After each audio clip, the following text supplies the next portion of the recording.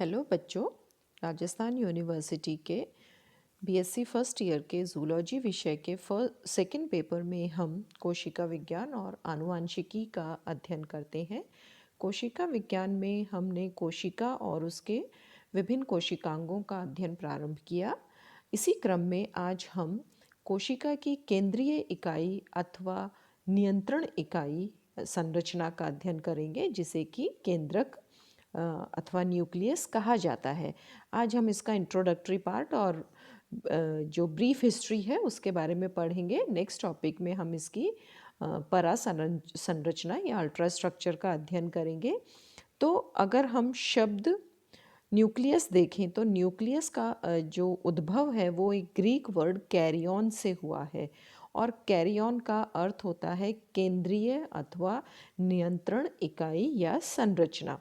अतः इसी के आधार पर केंद्रक की जो स्टडी होती है उसे कैरियोलॉजी कहा जाता है। कैरियो शब्द केंद्रक के लिए, लॉजी टू नो और टू स्टडी अर्थात केंद्रक की का अध्ययन करना। जितनी भी यूकैरियोटिक कोशिकाएं होती हैं उनमें जो नाम दिया गया है यूकैरियोट्स और प्रोकैरियोट्स, जो कि हमने कोशिकाओं का बेसिक विभाजन जब देखा था कि कुछ यूकैरियोटिक कोशिकाएं होती हैं और प्रोकैरियोट, तो यह जो नामकरण किया गया है, नामकरण, ये भी बेसिकली न्यूक्लियस या केंद्रक की संरचना के आधार पर दिया गया है। जैसे कि यूकैरियोन अर्थात यू का अर्थ होता है बेटर और डेवलप्ड, विकसित। तो वे कोशिकाएं जिनमें कि केंद्रक विकसित अवस्था में होता है वे यूकैरियोट्स कोशिकाएं होती हैं। यहाँ विकसित से अर्थ है कि उसकी एक निश्चित संरचना होती है। केंद्रक की निश्चित संरचना से अर्थ है कि वह एक निश्चित झिल्ली द्वारा आवृत रहता है, जबकि जैसा कि नाम से स्पष्ट हो रहा है प्रोकैरियोट्स, प्रो का अर्थ होता है साधारण, प्रारंभिक, आद्य, प्रिमिटिव टाइप ऑफ कैरियन अर्थात वे कोशिकाएं जिसमें कि न्यूक्लियस बहुत ही प्रारंभिक या बिल्कुल आद्य रूप में है, प्रिमिटिव फॉर्म में है, उन्हें हम प्रोकैरियोट्स कहते हैं। और संरचना के आधार पर इनमें बाह्य झिल्ली का अभाव होता है, अतः इनके अंदर जो भी पदार्थ भरा होता है, जिसका भी हम आगे अध्ययन करेंगे, जेनेटिक मटेरियल, वो एक्सपोज्ड फॉर्म में होता है, खुले रूप में होता है। और इस प्रकार के न्यूक्लियस को, जहाँ पर कि न्यूक्लियर मेम्ब्रेन एब्सेंट होती है, न्यूक्लियोइड कहा जाता है। तो यूकैरियोट्स में न्यूक्लियस होता है कोशिकाओं में, जबकि प्रोकैरियोट्स में इस संरचना को हम न्यूक्लियोइड कहेंगे। अब हम देखते हैं कि न्यूक्लियस की खोज किस प्रकार हुई और इसके मुख्य कार्य क्या हैं। तो सर्वप्रथम एंटोन वॉन ल्यूवेनहॉक ने 17वीं शताब्दी में आरबीसी, जो मछली की आरबीसी थी, उनमें एक केंद्रीय संरचना, सभी कोशिकाओं में उन्होंने एक केंद्रीय संरचना की उपस्थिति को रिपोर्ट किया। उसके पश्चात 1831 में रॉबर्ट ब्राउन ने प्लांट सेल्स में, कॉर्क सेल्स में केंद्रक की उपस्थिति को स्पष्ट किया। उसके पश्चात जब सेल थ्योरी, कोशिका सिद्धांत का उद्भव हुआ, जो कि श्लाइडन एंड शॉन ने दिया था, और उन्होंने बताया कि संपूर्ण कोशिकाएं या कोई भी जीव है, बहुकोशिकीय जीव, वह अनेक कोशिकाओं से बना होता है, और इस कोशिका की एक नियंत्रण इकाई होती है जिसे कि केंद्रक कहा जाता है, जो कि इसके कोशिका विभाजन और कोशिकीय वृद्धि के लिए रिस्पॉन्सिबल होता है। तो 1838 तक आते आते कोशिका में केंद्रक की उपस्थिति और उसके महत्व को स्पष्ट किया गया, और हैमरलिंग ने फिर इसका जो इम्पॉर्टेंट फंक्शन था, मुख्य कार्य जिसे हम कहते हैं केंद्रक का, कि यहाँ पर केंद्रक जो है कोशिका में हेरेडिटरी और जेनेटिक, आनुवंशिक नियंत्रण केंद्रक के रूप में कोशिका में उपस्थित होता है। अर्थात केंद्रक के अंदर जो भी पदार्थ उपस्थित होते हैं उनका संबंध कोशिका की या किसी जीव की आनुवंशिकता से होता है। अब अगर हम कोशिका में देखें कि केंद्रक एक मुख्य संरचना है, मुख्य कोशिकांग है, तो इसकी उपस्थिति या इसकी स्थिति किस प्रकार से होती है, तो सामान्यतः जितनी भी एनिमल सेल्स होती हैं सभी प्राणी कोशिकाओं में, जंतु कोशिकाओं में इसकी उपस्थिति जो होती है कोशिका के मध्य में होती है। परंतु जितनी भी पादप कोशिकाएं होती हैं उनमें इनकी स्थिति जो होती है पेरिफेरल अर्थात झिल्ली की ओर होती है, एक तरफा होती है। और इसका रीज़न ये होता है कि पादप कोशिकाओं में अधिक व अनेक संख्या में उपस्थित रिक्तिकाओं के कारण यह बाहर की ओर पुश कर दिया जाता है, जबकि प्लांट सेल्स में एनिमल सेल्स में यह मध्य स्थिति पर होता है। लेकिन इनके अलावा भी वेरिएशंस मिलते हैं, जैसे कि जो वसा कोशिकाएं होती हैं उनमें भी पादप कोशिकाओं के समान केंद्रक पेरिफेरल पोजीशन में है, परिधीय पोजीशन में होता है।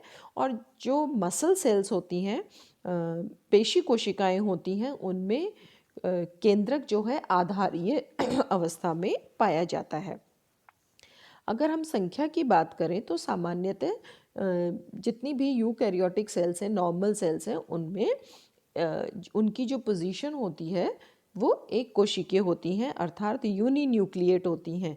लेकिन कुछ प्राणी हैं जिनमें कि एक से एक कोशिका में एक से अधिक केंद्रक भी पाए जाते हैं, और कुछ कोशिकाएं भी हैं जिनमें कि एक से अधिक कोशिका केंद्रकों की उपस्थिति देखी गई है, जैसे कि पैरामीशियम। पैरामीशियम में 2 केंद्रक होते हैं, प्लूरल शब्द के रूप में हम न्यूक्लियाई ले रहे हैं। इस स्थिति को हम कहते हैं बाई न्यूक्लिएट। और ये जो दोनों केंद्रक होते हैं आकार में डिफरेंस की वजह से मैक्रोन्यूक्लियस और माइक्रोन्यूक्लियस, गुरु केंद्रक और लघु केंद्रक कहलाते हैं।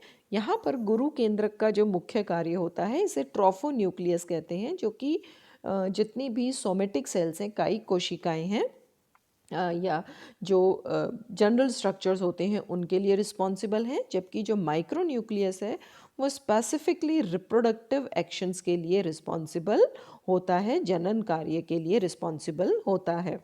इसी प्रकार जो मसल फाइबर्स हैं उनमें भी एक मसल फाइबर में स्ट्राइशंस या रेखाओं की उपस्थिति के कारण एक फाइबर में एक से अधिक केंद्रक देखे जा सकते हैं। और फंजाई जो होती हैं उनमें भी एक समय में एक कोशिका में एक से अधिक केंद्रक उपस्थित होते हैं। तो ऐसी कोशिकाएं जहाँ पर कि किसी अवस्था में एक से अधिक कोशिका न्यूक्लियस होते हैं उन्हें polynucleate, poly means many, nuclei is केंद्रक अर्थात अनेक केंद्रकों की उपस्थिति, और इस अवस्था को हम सिंसीशियम भी कहते हैं। सिन मीन्स टुगेदर, तो एक कोशिका में एक समय में एक से अधिक केंद्रकों की उपस्थिति। अब अगर हम शेप और साइज़ की बात करें, आकृति और आकार की बात करें, तो कोई भी कोशिका में केंद्रक की साइज़ कितनी होगी और उसकी क्या आकृति होगी, यह कोशिका की जो प्रकृति है वो कितनी एक्टिव है, कितनी सक्रिय कोशिका है, या उसकी संरचना किस प्रकार है, इस पर निर्भर करता है। सामान्यतः समस्त कोशिकाओं में यह स्फेरिकल, गोलीय या क्यूबॉइडल प्रकार का होता है, लेकिन कुछ कोशिकाएं हैं जिनमें कि विभिन्न रूप लिए हुए होता है, जैसे कि न्यूट्रोफिल्स में यह लोब्यूलर यानी कि पालियों में विभाजित होता है। इस चित्र में आपको दिखाया गया है कि किस प्रकार पालियों में विभाजित है। और स्पर्म और WBC में यह लैंसियोलेट, स्पर्म में लैंसियोलेट, लैंसियोलेट का अर्थ होता है भाले या चम्मच के प्रकार का, और WBC में नाशपति के आकार का पाया जाता है। वर्टिसेला में सी शेप केंद्रक उपस्थित होता है। पैरामीशियम में जो बड़ा केंद्रक होता है या मैक्रोन्यूक्लियस है वह बीन या किडनी शेप्ड होता है। और स्पाइरोस्टोमम में यह मोनिलीफॉर्म अर्थात जिस प्रकार माला में मोती पिरोए हुए होते हैं, तो केंद्रक एक कोशिका में छोटी छोटी पालियों में विभाजित होकर एक लड़ी में या एक श्रृंखला में उपस्थित होते हैं, इसे मोनिलीफॉर्म कहा जाता है। अगर हम आकार की बात करें तो सामान्यतः एक कोशिका में केंद्रक का आकार 3 से 14 माइक्रोन मीटर होता है। लेकिन तंत्रिका कोशिकाएं जैसे जो हमेशा सक्रिय रहती हैं, अनवरत कार्य करती हैं, तो इस प्रकार की कोशिकाओं में केंद्रक का आकार भी बड़ा होता है और ये लगभग सामान्य जो कोशिकाएं हैं उनसे 15 से 20 गुना बड़ा तक होता है। तो जैसे कि न्यूरॉन में यह लगभग 250 माइक्रोन मीटर लंबा बड़ा पाया जाता है। अतः इस आधार पर हम ये कह सकते हैं कि जो कोशिका है उसकी सक्रियता, उसकी स्थिति के आधार पर भी केंद्रक की शेप और साइज वेरी करती है। सामान्यतः जो कोशिका है उसमें जो केंद्रक है उनमें जो सेट ऑफ क्रोमोसोम्स हैं उसकी उपस्थिति के आधार पर भी कोशिकाओं को विभाजित किया जाता है। जैसे कि हैप्लॉइड अर्थात कोशिका के अंदर जो सेट ऑफ क्रोमोसोम्स है, गुणसूत्र का एक जो सेट है वो अगर आधा उपस्थित है तो इसे हम हैप्लॉइड अवस्था कहते हैं, अगुणित अवस्था कहते हैं, क्योंकि सामान्य कोशिकाओं में यह द्विगुणित अवस्था में उपस्थित होते हैं। तो अगर हाफ सेट ऑफ क्रोमोसोम्स हैं केंद्रक के अंदर तो इन्हें हम अगुणित अवस्था कहते हैं, और जो कि युग्मकों की अवस्था होती है।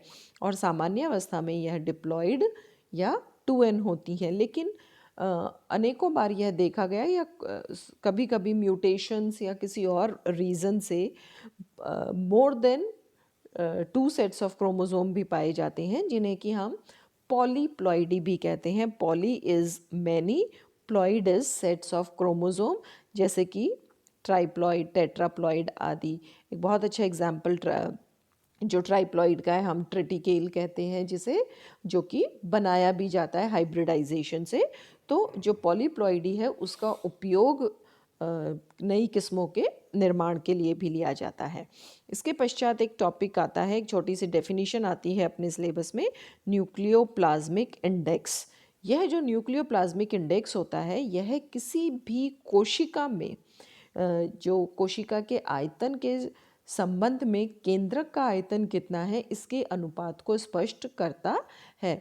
सामान्यतः यह होता है कि कोशिका की सक्रियता के आधार पर केंद्रक की साइज है, और लगभग एक सामान्य कोशिका में केंद्रक कोशिका का 1/10 पार्ट जो है या 10th पार्ट जो होता है, 10वां भाग वो घेरे रहता है।